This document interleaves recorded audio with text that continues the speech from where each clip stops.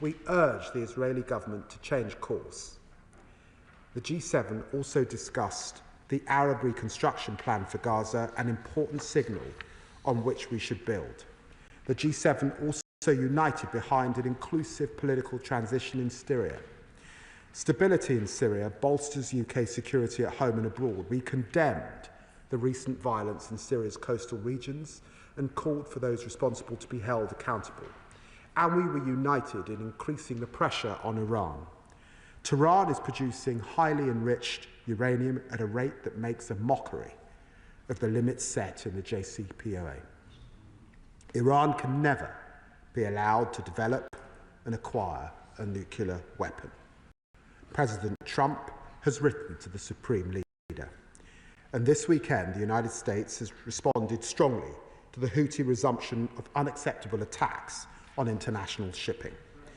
Iran must now change course, de-escalate and choose diplomacy. Mr. Speaker, the G7 also kept the spotlight on the conflicts in Sudan and the DRC.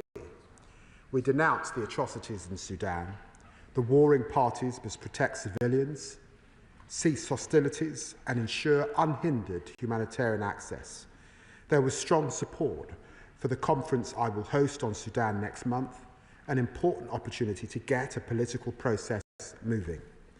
We also condemn the Rwanda-backed offensive in the eastern DRC, a flagrant breach of the DRC's territorial integrity. The M23 and Rwandan Defence Force must withdraw. All parties should support African-led mediation processes. Mr. Speaker, the G7 also reiterated our call for the restoration of Venezuelan democracy and reaffirmed our strong support for Guyana's sovereignty and territorial integrity. And as the G7 met, Armenia and Azerbaijan concluded negotiation on a historic peace agreement. We warmly welcome this achievement and encourage both sides to move to signature as soon as possible. It was a pleasure, Mr. Speaker, to be back in Canada, a proud sovereign nation in which I have family I visited since childhood and with whom we share a long history and a royal family. Their new leader, Prime Minister Carney, is in London today. I'm sure the whole House will congratulate him on his appointment. My fellow G7 ministers and I received a warm welcome to Quebec, home of my good friend, Minister Mélanie Joly. And we united behind a new Canadian-led initiative on maritime security, an example of their strong leadership. With growing threats from the Red Sea to the South China Sea, trade routes on which growth and all our economies rely, a strong collective response from the G7 matters to us all. Mr. Speaker, 50 years ago, a small group of Western leaders met just outside Paris, the origins of the G7. They did not agree on everything. They were from different political sides, 3 from the left, 3 from the right.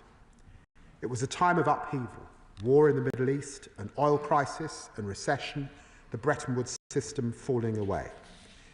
Many then as now were pessimistic about the ability of democracies to navigate the turbulence. But that generation rose to the challenge. With the G7, they tried something different. Its format allowed leaders to be honest with each other and so find common ground. Today, we must rise to these new challenges. In that same spirit of honesty and common purpose, Britain and our partners are stronger when we stand together. We are standing together right now. I commend this statement to the House. So, Secretary of State, Dame Priti Patel. Thank you, Mr. Speaker, and I'm grateful to the Foreign Secretary for the advanced sight of his statement today. There is much ground to cover in this statement in light of the vast global challenges we're all witnessing. On Ukraine, we continue to support Ukraine in this fight and the freedoms and values they are defending, democracy, liberty and the rule of law. It is very welcome that the US military aid and intelligence sharing has resumed, and vital that the US and Ukraine continue to work together in the face of this appalling conflict. May I ask the Foreign Secretary what discussions did he hold with US counterparts about the impact of the suspensions of intelligence and military support, and what is his assessment of the consequences caused? While we await further details of the proposed 30-day ceasefire, Russia's response shows exactly why the Euro-Atlantic community must be resolute in the face of Putin's aggression, and that he will seek to pursue long-held strategic objectives that he has not achieved on the battlefield through hypothetical negotiations, which means we must be robust. Britain must apply maximum pressure on the Kremlin, boost defence production and maintain our support for Ukraine's battlefield efforts.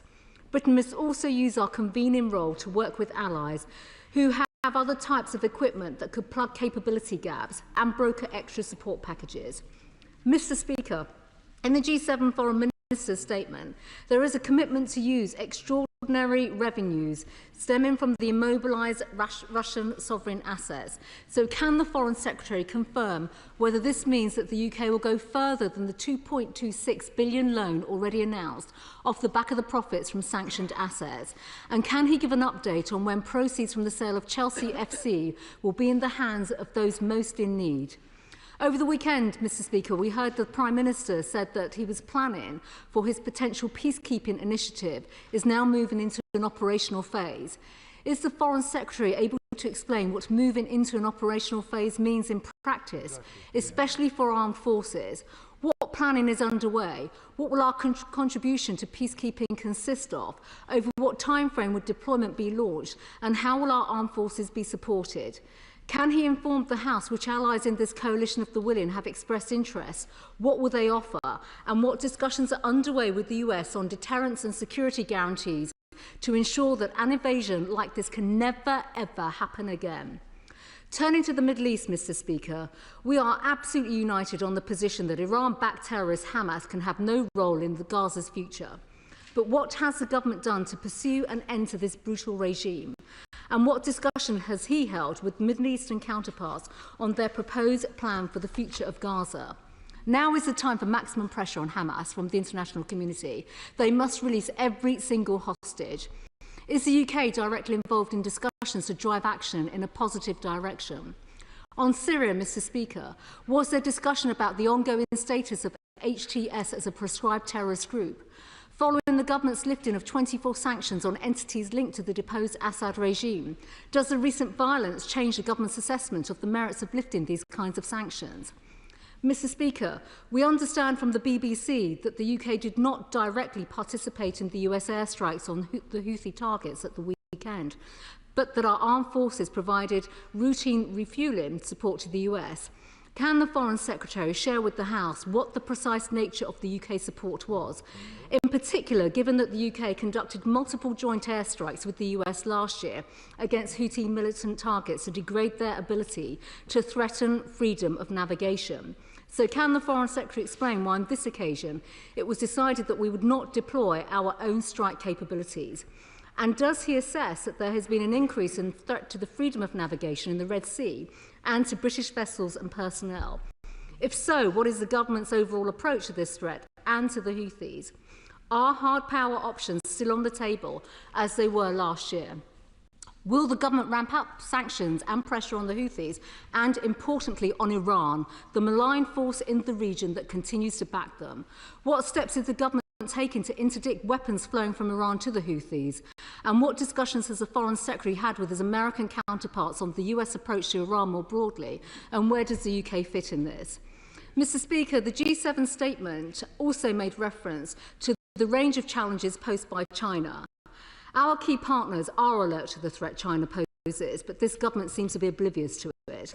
As China threatens global security, our national interests, and to put bounties on the heads of Hong Kongers living here, we've also seen the Energy Secretaries following the Chancellor and the Foreign Secretary kowtowing to the Chinese Communist Party, and the Foreign Secretary and the Home Secretary, who are responsible for national security, are now the cheerleaders for the Chinese Super Embassy planning application. So will the Foreign Secretary disclose in full all contacts and communications between his department, Downing Street, the Chinese Authority and MHCLG about this matter? Does he recognise the anxiety this planning application is causing to the groups who are threatened by China? Will he accept the threats and risks that mean China must join Iran on the enhanced tiers of furs? And finally, Mr. Speaker, on the Chagos surrenders deal. Was this discussed with his US counterparts? Will he commit to present a draft treaty to the House before it is signed? And how can he justify handing over billions of pounds of British taxpayers' money to Mauritius instead of defending our sovereignty? Well, I'm very grateful, Mr. Speaker, particularly for the cross-party nature of the Secretary of State for the Opposition.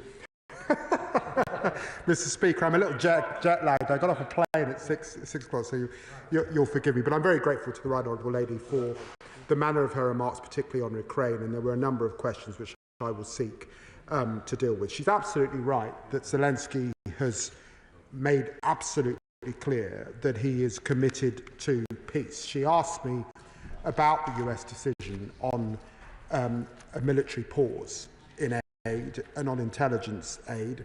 I'm pleased to say that our assessment is that that pause, as she will know, was for a short period, not an extended period, and therefore it has not had a material effect. But we were pleased to see that resume, and we were pleased to see what flowed from Jeddah, which was the United States, European allies, and President Zelensky in Ukraine absolutely square now with the need for that ceasefire, and it is for Putin to unconditionally now accept that ceasefire. The ball is in his court, and I was pleased to be able to discuss these matters with Secretary Rubio over the course of the 3 days at the G7, but also with Vice President Vance yesterday morning at his residence in Washington.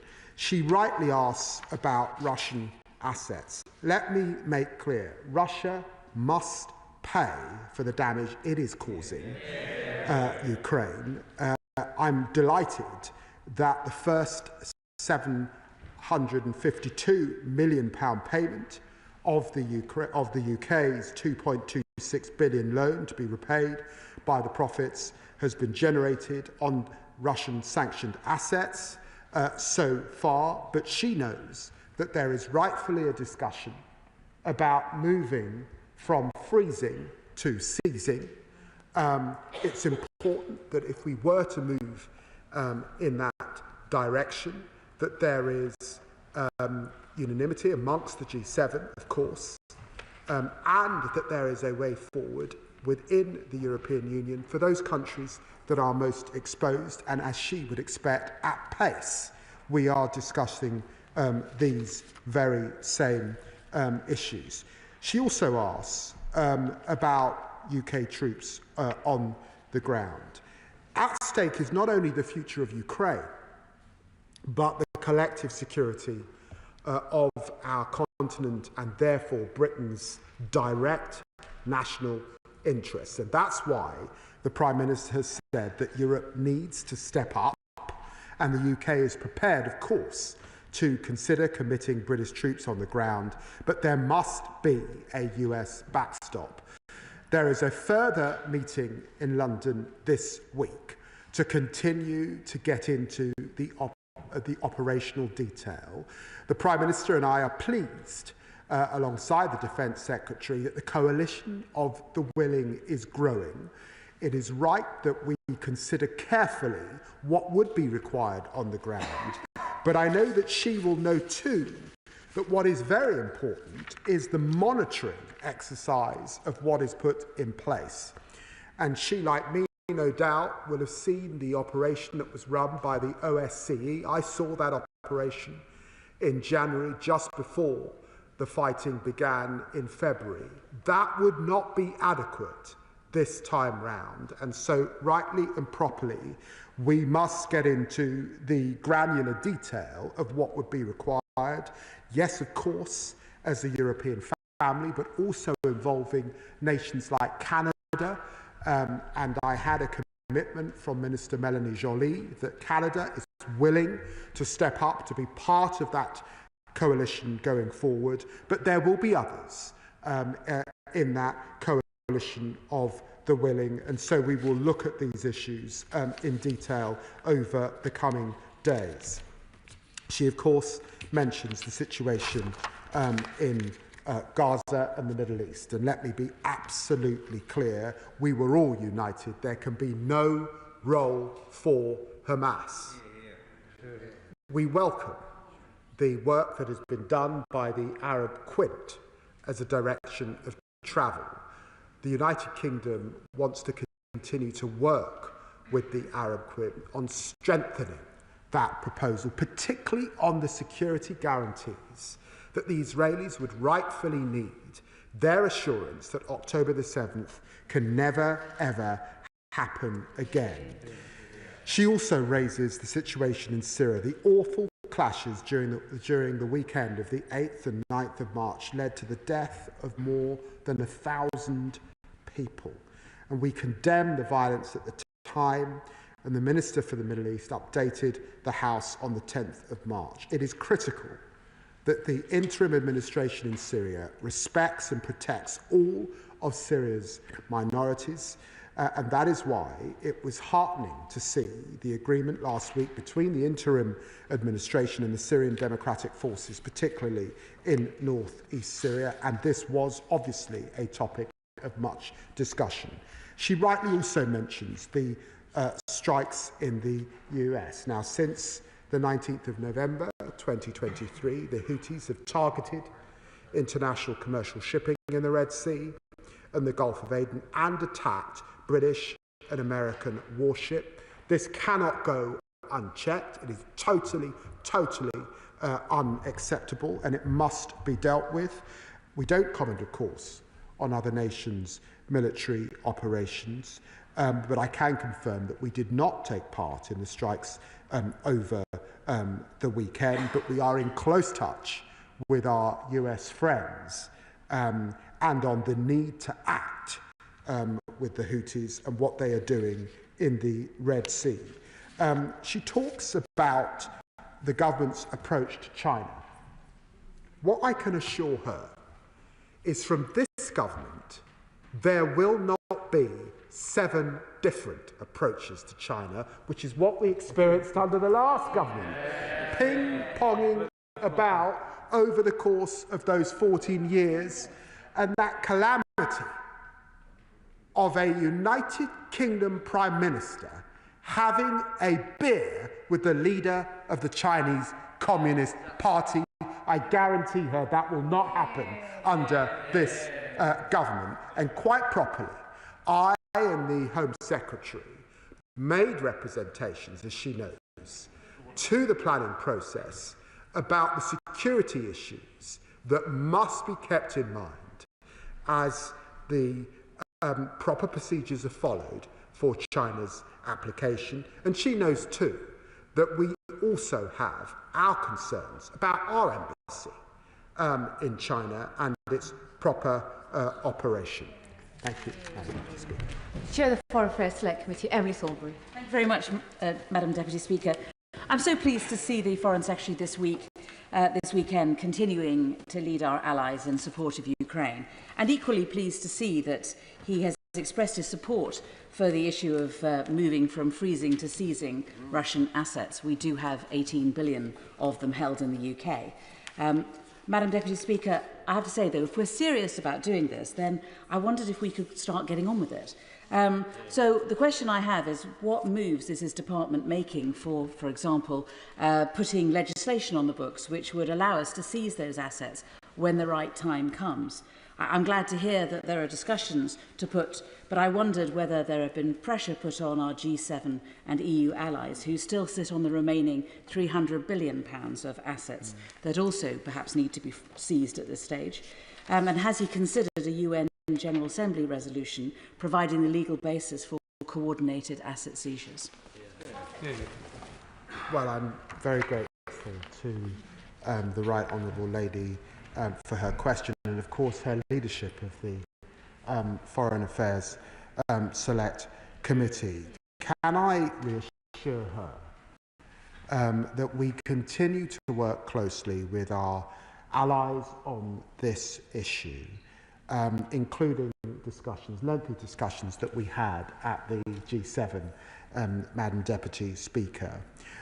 But let me also emphasise, it is important in this particular area that any way forward is a pooling of that exercise. I don't believe that it would be right for the UK in this instance to act unilaterally, and therefore this is a multilateral endeavour and discussion. She's right, and I get the emphasis of her question, that we should work at pace on this, and can I reassure her that we are? Liberal Democrat spokesperson Callum Miller. Thank you, Madam Deputy Speaker. I also thank the Foreign Secretary for advance sight of his statement. Like him, I will focus on Ukraine. Last week, President Zelensky announced his willingness to accept an immediate ceasefire. In response, Vladimir Putin intensified his attacks on Ukraine. This gives the lie to Putin's cheap talk about agreeing with the idea of a ceasefire. His goals remain the same: destroying Ukraine's sovereignty and turning it into a satellite state of Russia. The only way to strengthen and achieve a just and lasting peace is by strengthening Ukraine in the face of Putin's brutality. So I was slightly alarmed to hear the Foreign Secretary say that we can only seize Russian assets if we progress by unanimity. If the US refuses to seize Russian assets, will the Foreign Secretary take a lead with European partners so this support can flow? And can he also say what is stopping him from unlocking the £2.5 billion generated from the sale of Chelsea Football Club, held here in the UK, that should already have provided humanitarian aid to Ukraine? The Foreign Secretary referred to the work that ministers have been doing to build a coalition of the willing to support any final peace agreement in Ukraine, which my party strongly supports. But I do ask the Foreign Secretary if he can be more specific. What levels of support have other countries committed? And what progress has he made in securing a backstop security guarantee from the United States? Liberal Democrats have warned repeatedly that Donald Trump's actions are emboldening Putin. Last month, Trump said Russia should rejoin the G7 if a peace settlement is agreed. This would be unjust and wrong. Did the Foreign Secretary make clear to his G7 counterparts that the UK would oppose Russia rejoining the G7? And given that Donald Trump is not a reliable ally, Liberal Democrats have argued that the UK must lead in Europe to reduce the continent's reliance on the United States. We support a pan-European rearmament bank so Europe's defences can be rapidly rebuilt. Yet last week we saw proposals from the European Commission for EU structures that could leave the UK out. So will the Foreign Secretary use his meeting with High Representative Callas tomorrow to make sure that the UK plays a full part in European efforts to the benefit of our security and our defence industry? Yes. Well, I'm very grateful to the honourable gentleman for continuing that cross-party unity. He's usually pretty on top of the details. Can I just say to him, on the sovereign assets issue, it is not the United States that has raised consistent concerns about sovereign assets. It's not the United States in this instance that's more exposed than others. It's actually within Europe, Belgian colleagues that have found themselves more exposed, and German colleagues that have previously been resistant to this issue. But of course, there's a change, an administration in Germany coming, and so we'll see what their assessment is. On the issue of those funds from Abramovich that, of course, we want to use. Can I just say, and I should have said this to the Right Honourable Lady, we inherited this from the last government. 2.5 years, no progress was made. I am frustrated with that lack of progress, and I am doing everything I can in order to reach a resolution in this matter. And if not, of course, I've got to consider all the tools that are available to government. But at this stage, what I want is to be able to act quickly, given that he knows and I know and we all know that Ukraine need those funds now. And therefore, we urge, working with other colleagues and Mr. Abramovich's lawyers, we urge action now. Can I say to him, there was no discussion of Russia joining the G7. I mean, no discussion whatsoever. The G7 is a family of democratic nations committed to the rule of law. Russia under Putin has put themselves way outside of that club and that necessary partnership. I see no basis at the moment on which Russia could enter the G7, and indeed there would be other candidates way ahead of Russia with that to be the place. Now, I'm delighted that the Lib Dems have a proposal for a rearmament bank. I would just say to them that Ursula von der Leyen got there before them. To ensure all colleagues can get in, questions will have to be short, and if answers continue to be long, there'll be some disappointed backbenchers. Rubahuk. Thank you, Madam Deputy Speaker. I welcome my right honourable friend's strong statement that blockading all aid into Gaza, including UK-raised aid,